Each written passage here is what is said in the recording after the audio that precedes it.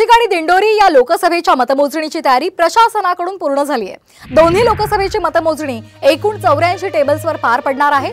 नाशिकसाठी 30 तर दिंडोरीच्या 26 फेऱ्या पार पडणार आहेत। दरम्यान याचा सविस्तर आढावा घेतलाय आमचे प्रतिनिधी अभिजित सोनावणे यांनी। पाहूया।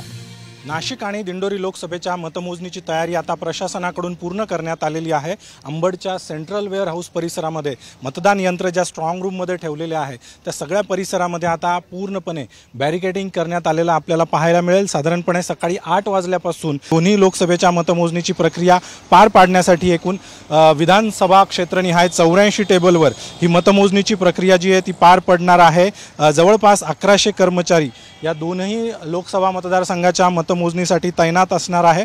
मतमोजणी दरम्यान कोणताही अनुचित प्रकार घडू नये यासाठी या सगळ्या परिसरामध्ये कलम 144 लागू करण्यात आलेला आहे। सोबतच सशस्त्र पोलिसांचा बंदोबस्त देखील या सगळ्या परिसरामध्ये तैनात करण्यात आलेला आहे। मतदारांचा कौल नेमका कुणाला आहे हे स्पष्ट होणार आहे। त्यासाठी अवघे काही तास आता उरलेले आहे। काही तासांची प्रतीक्षा आता फक्त बाकी आहे। कॅमेरामन प्रवीण काळबांडेसह अभिजित सोनवणे, साम टीव्ही, नाशिक।